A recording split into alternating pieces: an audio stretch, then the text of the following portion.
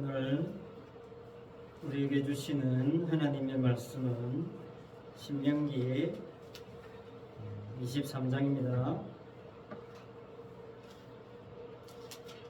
신명기 23장 9절로 14절입니다.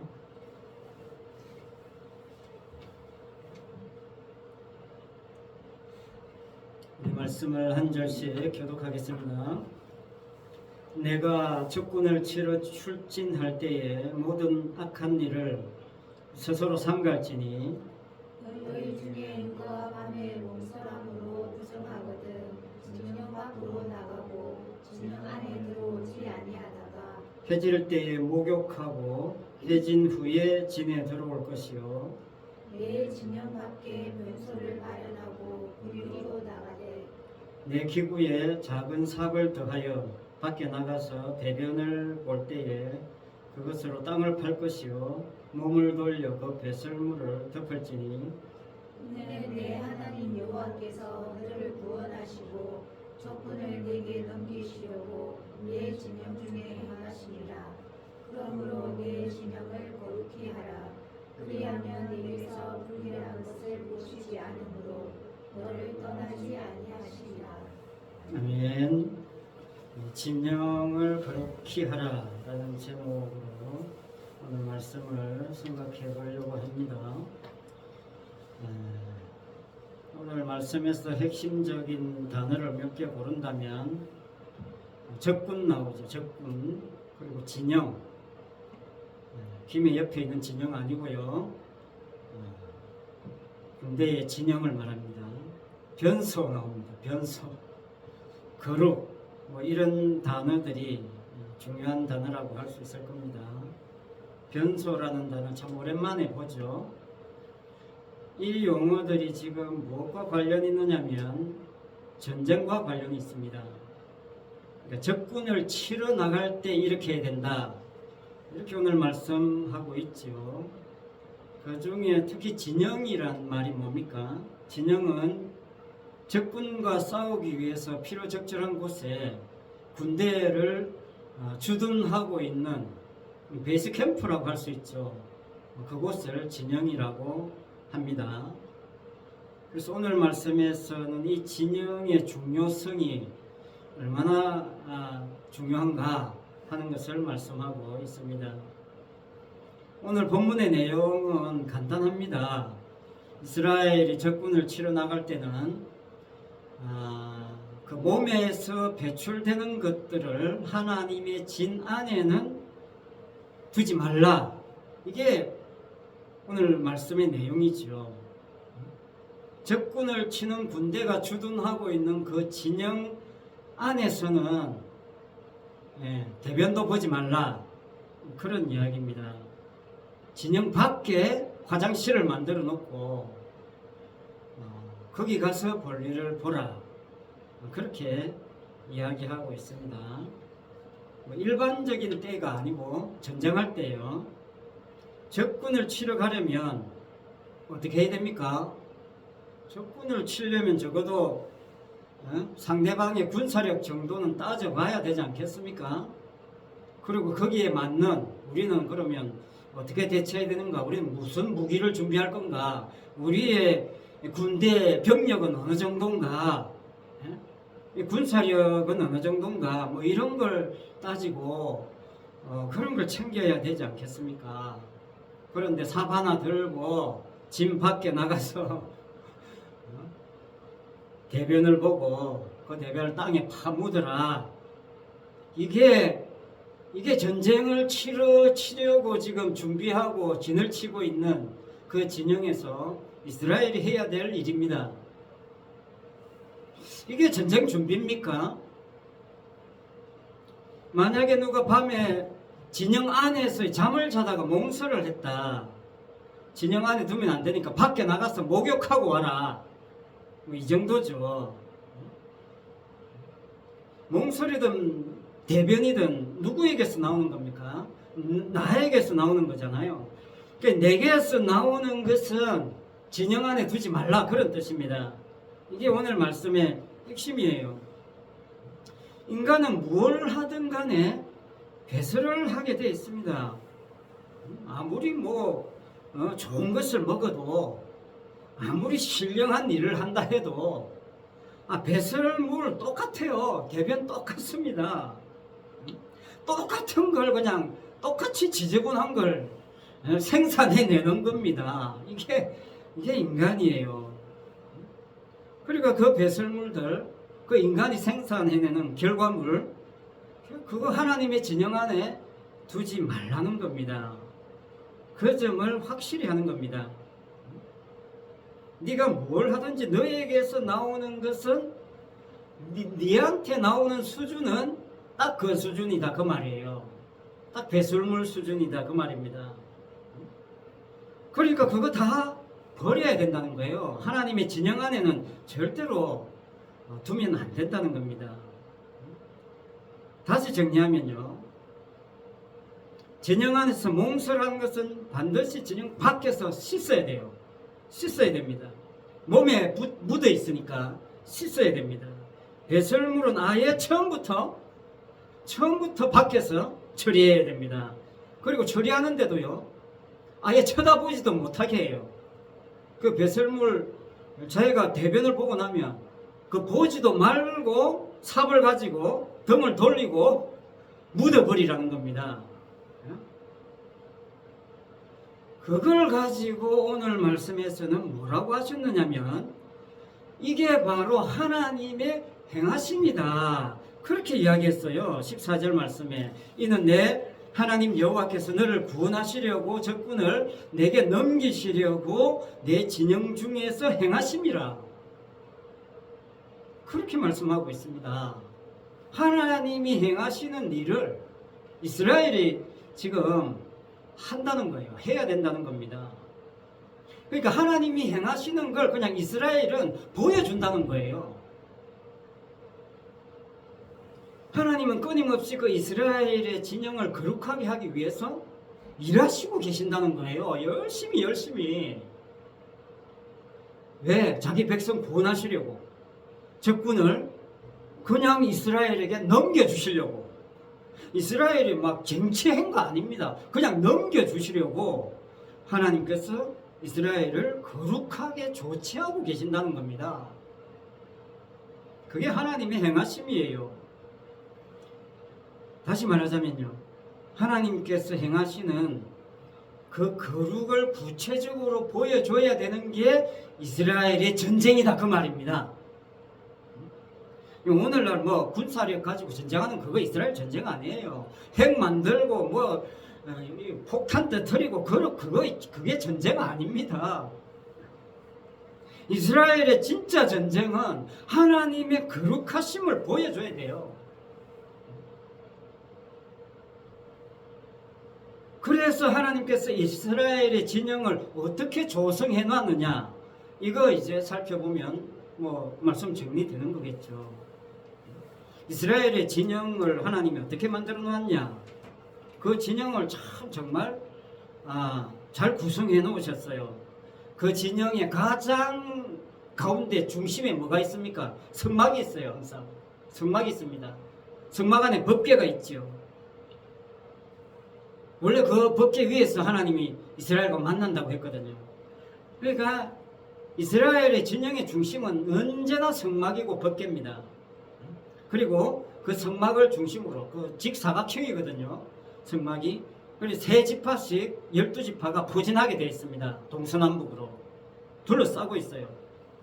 그런데 그 중심에 어느 지파가 있느냐면 레위 지파가 있어요.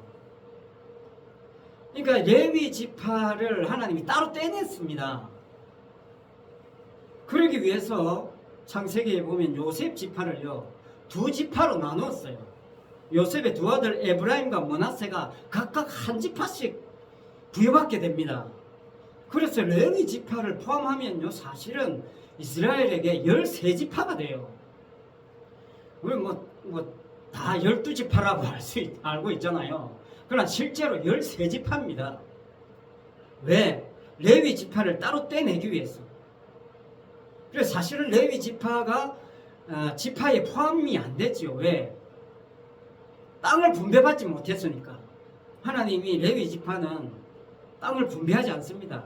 여호와 하나님이 분기시기 때문에 이 레위 지파는 따로 떼냈어요. 그래서 나머지가 이제 12지파가 되는 거예요. 요셉 지파가 두 지파가 되어가지고. 그래서 민수기 3장 11절 13절에 보면 레위 지파를 하나님이 따로 선택했다는 내용이 나옵니다. 중요하니까 제가 한번 읽어보겠습니다. 여호와께서 모세에게 말씀하여 이르시되 보라 내가 이스라엘 자손 중에서 레위인을 택하여 이스라엘 자손 중에 태를 열어 태어난 모든 마지를 대신하게 하였은즉 레위인은 내 것이라. 처음 태어난 자는 다 내 것임은 내가 애굽 땅에서 그 처음 태어난 자를 다 죽이던 날에 이스라엘의 처음 태어난 자는 사람이나 짐승이나 다 거룩하게 구별하였음이니 그들은 내 것이 될 것임이니라. 나는 여호와니라. 이렇게 말씀합니다. 자, 이 말씀에 중요한 게요, 레위인을 택해서 모든 마지를 대신하게 했다는 겁니다. 그리고 유월절 이야기합니다. 유월절이 뭡니까? 어린 양의 피 때문에 이스라엘의 모든 마지가 살았다는 이야기가 유월절이거든요. 모든 이스라엘을 거룩하게 구별했다. 그게 유월절입니다. 애굽 땅에서 처음 태어난 자는 다 죽잖아요. 그런데 이스라엘의 처음 난 자는 사람이나 짐승이나 다 거룩하게 구별했는데 그 구별을 어떻게 했느냐? 어린 양의 피로 구별한 겁니다. 어린 양이 피 발라가지고 여기는 거룩한 곳이야. 그렇게 처리한 겁니다. 그 집안에 있는 사람이 뭘 하는지 상관없이 무조건 그 피로 결정 난 겁니다. 구별 결정 난 거예요. 그러니까 다시 정리하면요, 이스라엘의 진영은 이 유월절의 의미를 그대로 담고 있어야 그래야 전쟁에 승리한다는 겁니다. 그러니까 이제 이스라엘의 진영이 드러내 보여주고자 하는 핵심이 뭐냐면요, 하나님은 이스라엘 전체를 하나의 지파에 예속시키는 방식으로 하나님의 거룩하심을 이제 드러내겠다는 거예요. 이게 핵심입니다. 이게 중요한 거예요. 하나의 지파에 포함시켜버리는 겁니다. 그 지파가 레위 지파가 돼요. 처음에는. 그게 여호와의 그 군대로서의 이스라엘의 진영 시스템입니다. 다른 말로 하면요, 유월절 시스템이고, 다른 말로 하면요, 마지 시스템이에요. 마지 시스템. 거기에 이제 레위 지파가 최측근에서 그 성막 진영의 중심에 있는 성막의 최측근에서 레위 지파가 이 성막 봉사를 하면서 전쟁에 참여하게 되는 거예요. 레위는 야곱의 셋째 아들이에요. 야곱이 사랑한 사람은 여자는 라헬이잖아요. 근데 그 언니 레아하고 먼저 결혼을 하지 않습니까? 그래서 레아가 6명의 아들을 낳아요. 12명 중에. 그 중에 이제 셋째 아들이, 레아가 낳은 셋째 아들이 레위입니다. 그런데 레아에게서 다윗이 나와요. 결국 다윗과 예수 그리스도로 이어지는 계보가 이어지는 지파가 어느 지파냐면 유다 지파거든요. 그러니까 유다가 레아가 낳습니다. 레위도 마찬가지입니다. 그래서 나머지 이제 3명의 부인에게서 각각 2명씩 아들을 낳아요. 그래서 6명이 돼서 전부 12명이 되지요. 하나님께서 이렇게 야곱의 내 아내를 통해서 12명의 아들을 낳게 하는 이유가 뭐냐면 결국 이 진영 구조 때문입니다. 마지 구조 때문이에요. 레위에게 3명의 아들이 있는데 게르손, 고핫, 머라리 이렇게 3명의 아들이 있습니다. 이 레위 지파의 3가문이 성막 봉사를 전부 다 담당을 하게 돼요. 장자가 게르손인데 장자는 서쪽을 담당해요. 이 성막 서쪽에 바짝 붙어가지고 진을 치게 되어 있습니다. 거기서 이제 뭘 담당하냐면 성막의 덮개, 지붕을 관리해요. 둘째 고핫이 사실은 이제 성막 공사의 핵심적인 가문이 되는데, 고핫 가문에서 아론과 모세가 나와요. 그래서 고핫 가문에서 이 성막 사면 중에 두 부분을 담당해요. 동쪽이 입구인데, 입구니까 거기서 이제 제물을 잡고 해야 되잖아요. 그러니까 모세와 아론이 이 두 사람이 그냥 입구를 담당해요. 직접 제사를 담당하니까. 그리고 남쪽을 나머지 고핫 자손이 담당해서 성막의 이제 성막 내부의 기구를 담당합니다. 그리고 셋째 머라리 가문이 나머지 이제 북쪽에 진을 치고 있으면서 성막의 뼈대 구조물을 관리를 해요. 이동할 때마다 이제 그 담당해서 처리하겠죠. 그리고 나머지 이제 12지파가 그 레위 지파가 이제 양사면을 감싸고 있지요. 그 바깥을 둘러싸는 겁니다. 그래서 동쪽에는 유다, 이사갈, 스불론, 북쪽에는 단, 아셀, 납달리, 서쪽에는 베냐민, 므낫세, 에브라임, 남쪽에는 갓, 시몬, 로벤, 이렇게 세 지파씩 그 레위 지파가 이 성막을 감싸고 있는 그 바깥을 이 세 지파씩 둘러싸고 있는 그런 구조가 이 진영 구조예요. 전쟁 시에도 그 구조, 그 진영, 그 시스템 그대로 가는 겁니다. 이렇게 구성된 여호와의 진영의 전쟁 방식이 뭐냐? 거룩이라는 거예요. 거룩을 위한 전쟁입니다. 그래서 내 진영을 거룩히 하라, 그렇게 말씀하고 있습니다. 이스라엘의 전쟁은 거룩을 위한 전쟁이고 거룩과 비거룩의 싸움이에요. 물리적인 전쟁 아닙니다. 오늘날 여러분 이게 이 국가적인 전쟁 폭탄 터뜨리고 사람 죽고 이런 전쟁을, 그런 전쟁은 그냥 이 세상의 전쟁이지 거룩 전쟁 아니에요. 이스라엘의 전쟁, 교회의 전쟁, 성도의 전쟁은 거룩을 위한 전쟁이에요. 그래서 거룩과 비거룩의 전쟁을 철저하게 보여주는 사명을 가지고 있는 진영 시스템, 이게 이스라엘이고 교회란 말이죠. 그래서 이스라엘은 전쟁을 하면서 철저하게 그 하나님의 거룩 체계를 따라야 합니다. 그 거룩하게 하는 시스템이 뭐냐? 성막에서 거행되는 제사제도죠. 제사제도.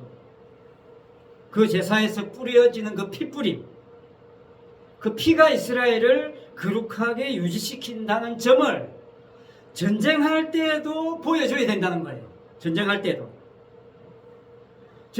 그 피가 드러나야 전쟁에서 승리하게 된다는 겁니다. 사도 바울이 베드로 사도가 이 점을 잘 알아요. 잘 압니다. 그래서 베드로 사도가 베드로전서를 시작하면서 베드로 사도가 베드로전서를 기록하면서 바로 시작하면서 뭐라고 하느냐? 하나님 아버지의 미리 아심을 따라 성령의 거룩하게 하심으로 순종함과 예수 그리스도의 피뿌림을 얻기 위하여 택하심을 입은 자들에게 편지하노니 은혜와 평강이 너에게 더욱 많을지어다. 그렇게 시작하고 있어요. 피뿌림으로 시작합니다.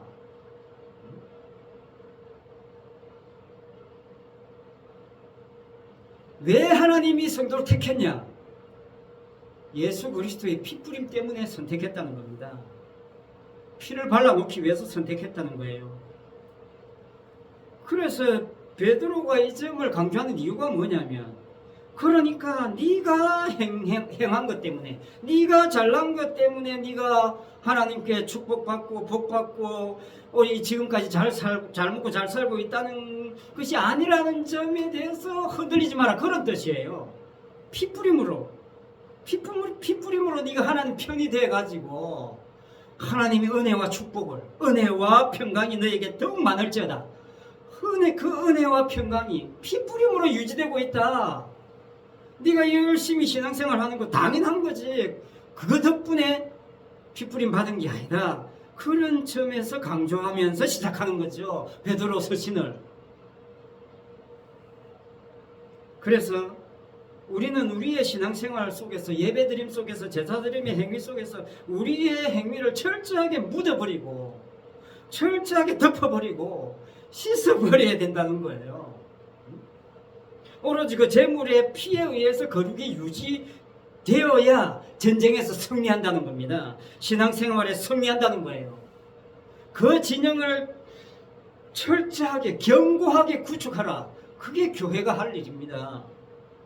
그게 이스라엘에서는, 구약에서는 이스라엘의 그 진영이 견고하게 구축되어야 되는 이유예요. 그러니까 한번 생각해 보세요.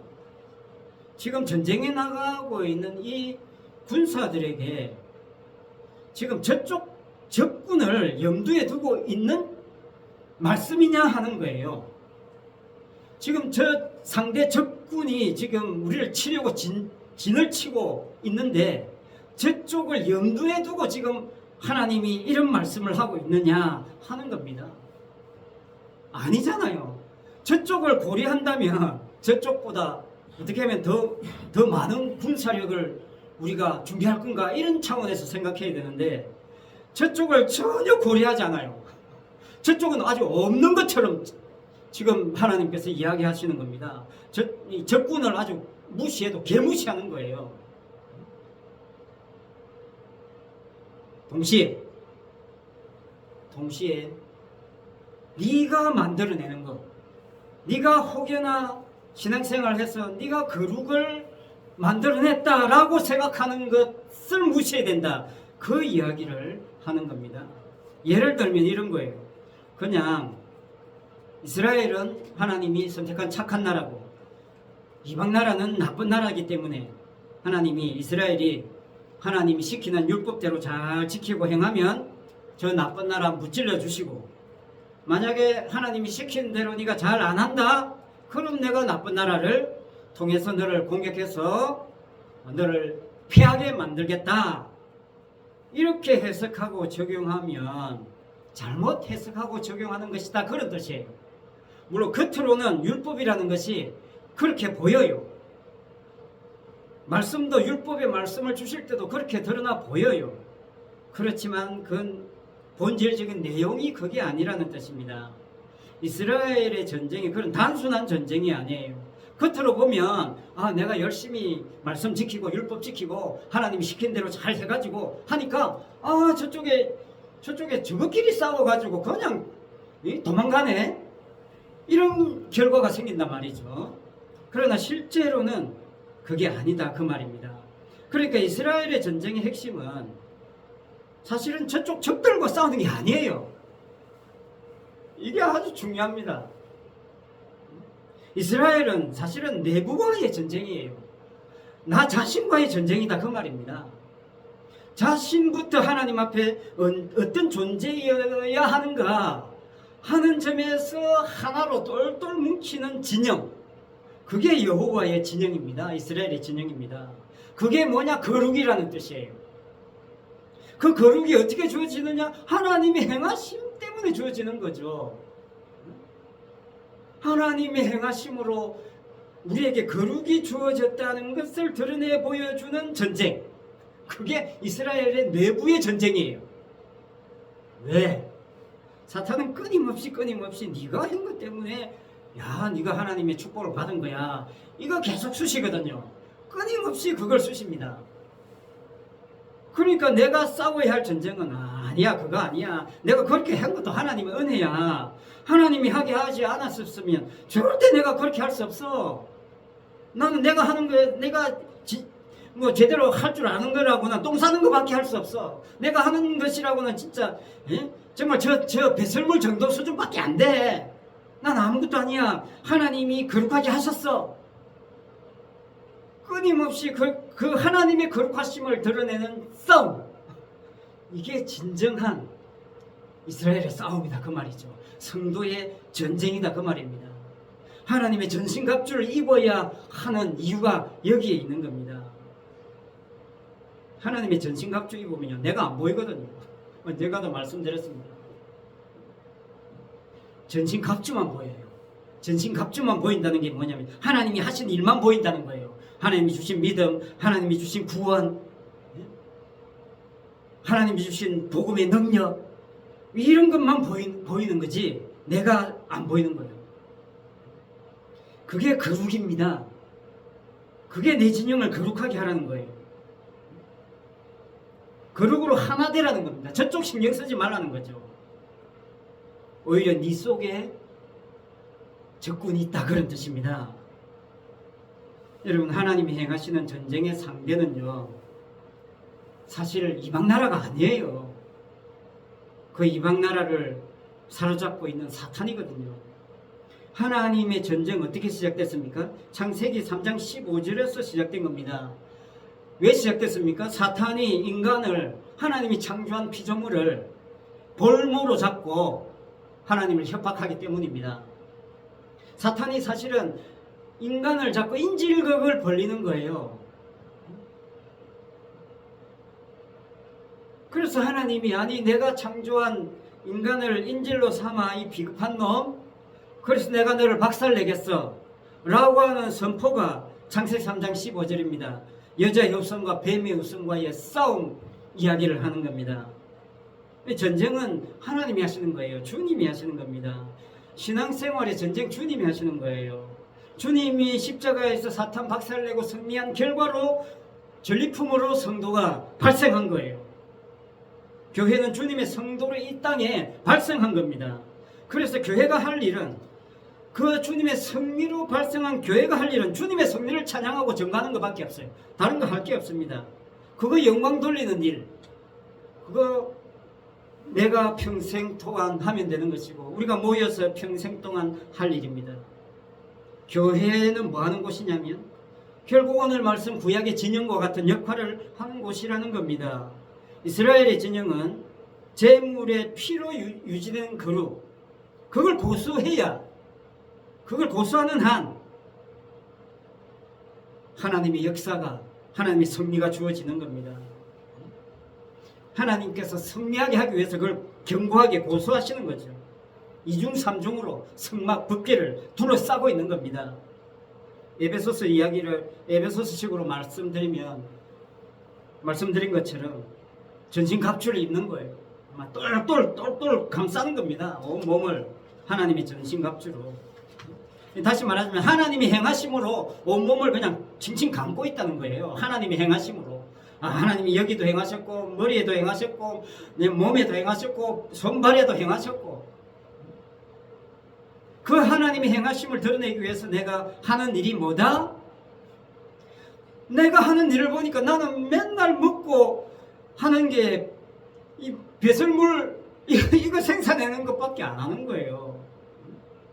내게서 배설물밖에 나올 것이 없다는 거예요.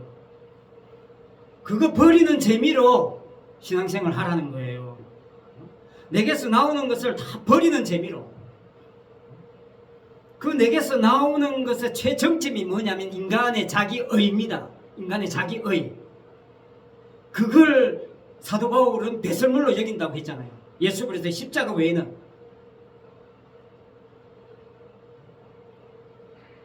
그래서 이스라엘의 진영에서 할 일은, 내게서 나오는 것은 무조건 진영 밖으로 내보내는 거예요. 밖으로. 바울식으로 표현하면 무조건 다 배설물로 여기는 겁니다. 네가 저 진영 밖에서 똥 싸서 묻어버린 그거, 네게서 나오는 거 다 그렇게 묻어버리라, 씻어버려라, 그런 이야기죠.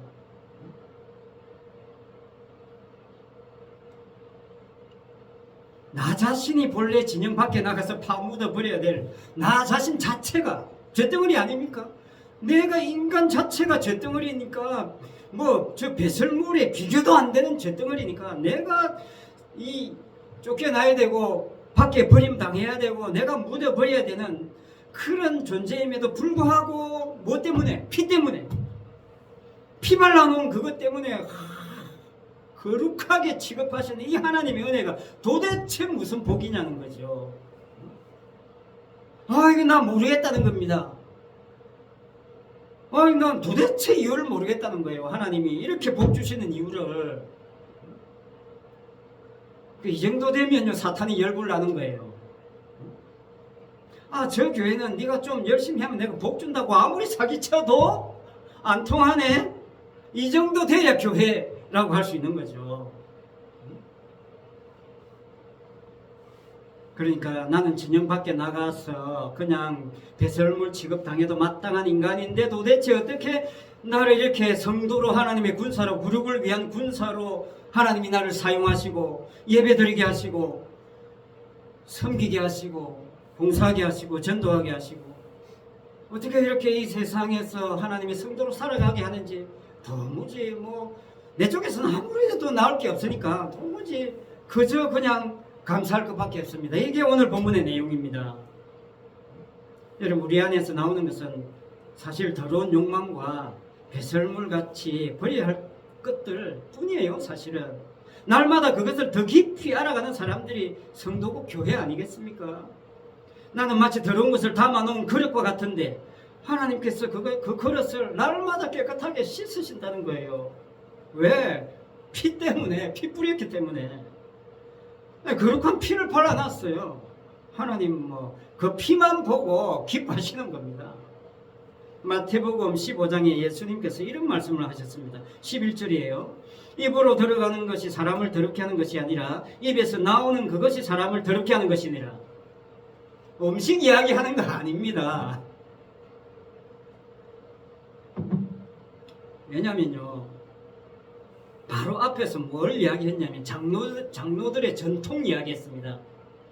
장로들의 전통 이야기하면서 나온 말씀이에요. 뭐냐, 장로들은, 당시 유대인들은 전통으로 하나님의 계명을 범한다는 말씀, 너희들은 너희들의 전통으로 하나님의 계명을 오히려 범한다는 거예요.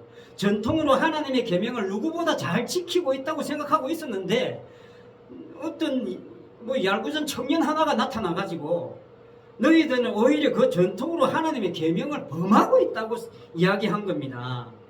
그러면서 입으로 들어가는 것이 사람을 더럽게 하는 것이 아니라 나오는 것이 사람을 더럽게 한다, 이렇게 이야기했어요. 쉽게 말하면 입으로 들어간 것이 하나님의 계명이라는 거예요. 그러니까 유대인들이 지켰다는 그것이 하나님의 계명이라는 거예요. 그러니까 나온 건 뭡니까? 자기 의라는 게 나온 겁니다. 하나님의 계명을 마음껏 받아들여 놓고 결국 나온 건 자기 의예요. 하나님의 의가 아니라. 그러니까 그게 너를 더럽게 한다는 거죠. 어떻게 하나님의 계명이 들어가가지고 내 전통이 나오느냐, 그런 뜻입니다. 본래 그 하나님의 계명이 거룩하게 하는 것인데, 거룩을 담고 있는 것인데 어떻게 니한테 들어가면 거룩은 박살나고 니 의가 나오느냐. 그 의의 통합체가 전통이거든요. 그러니까 니는 오히려 너를 더럽게 하는 일에 열심히 했다는 겁니다. 거룩한 말씀이 들어가도 더러운 것을 쏟아내는, 도대체 이건 뭐냐, 이렇게 지금 예수님이 지적하고 있는 겁니다. 만약에 오늘날 교회가 복음에는 관심이 없고 조직의 어떤 확장에만 관심이 있다, 그건 종교죠, 종교. 그러니까 교회가 종교화될 가능성이 너무나 많다는 거죠. 이게 복음을 가지고 종교화 시킨다는 거예요.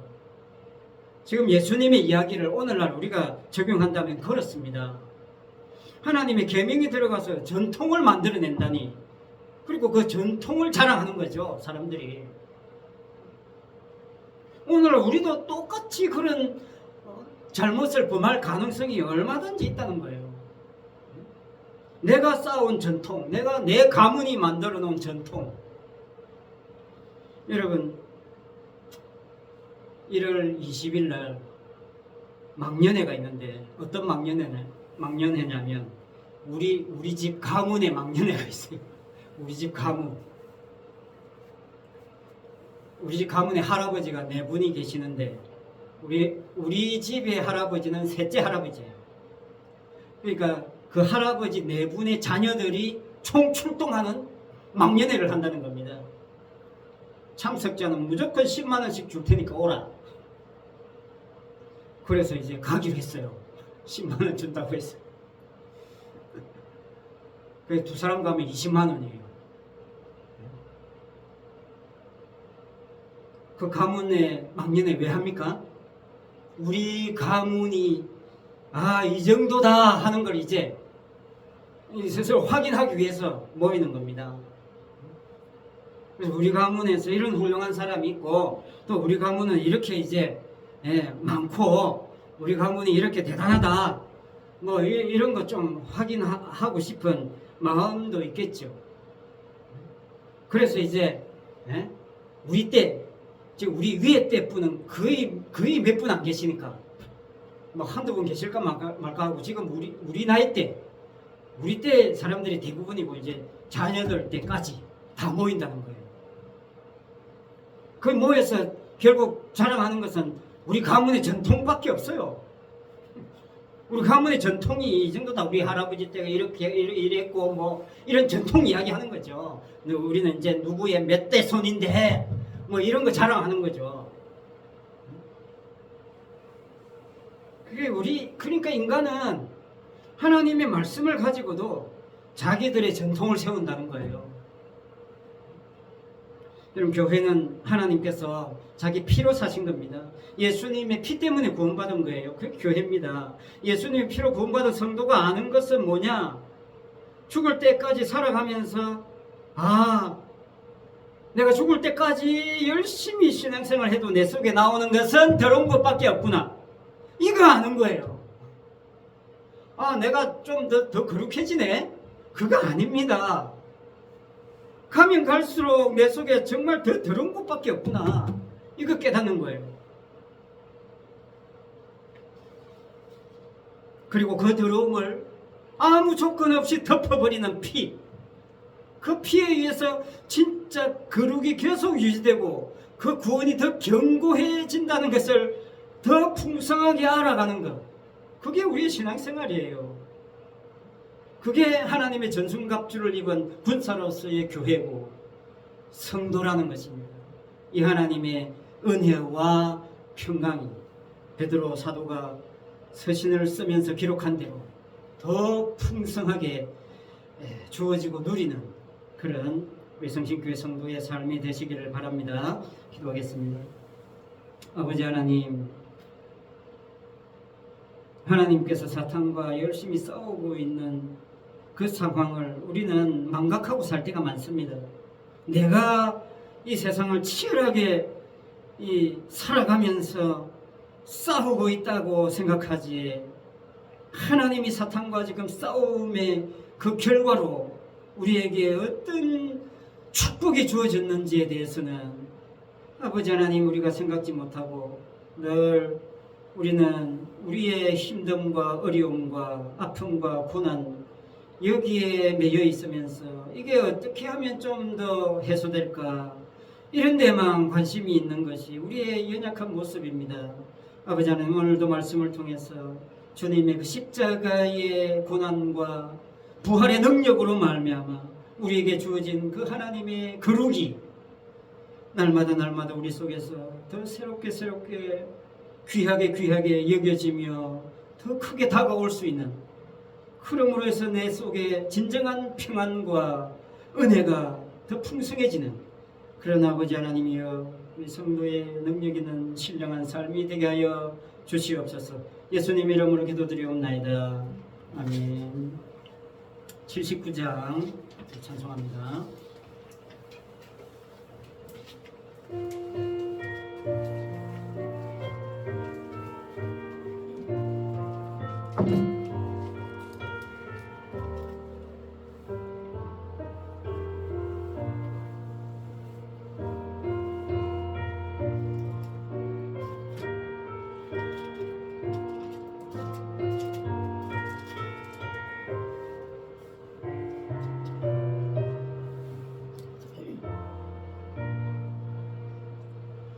주 하나님 지으신 모든 세계 내 마음속에 그리워올 때 하늘의 별 울려 퍼지는 내 손 주님의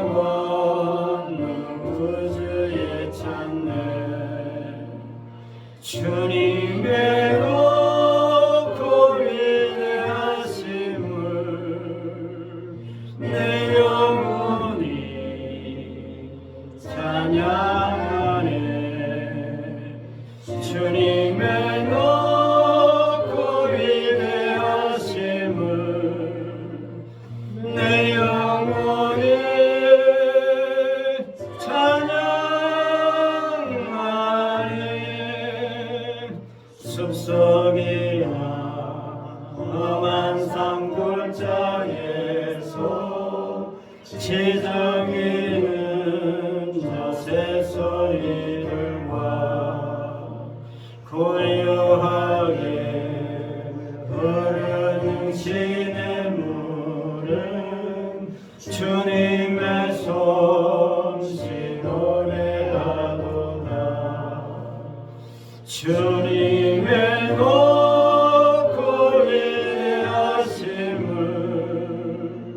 내 영혼이 찬양하네. 주님의 높고 위대하심을 내 영혼이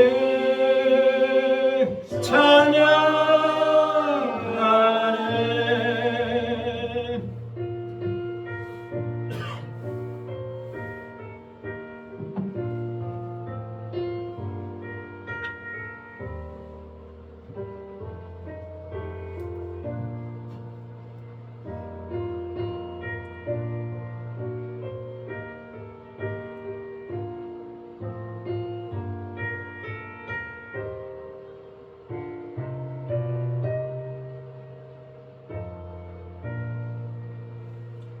주 하나님 독생자 아낌없이 우리를 위해 보내주셨네.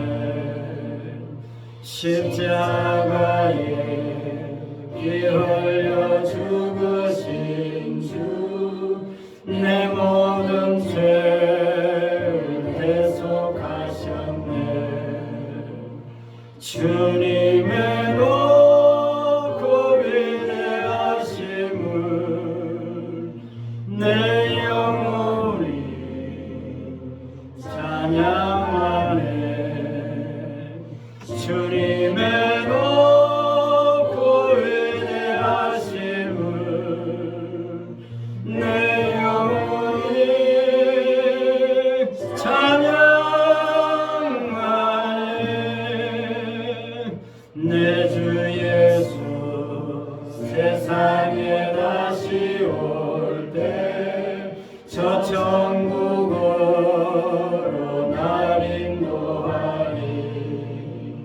나경손이 엎드려 경배하며 영원히 주를 찬양하리라. 주님의 높고 위대하심을 내 영혼이 찬양하네. 주님의 높고 위대하심을 내 영혼이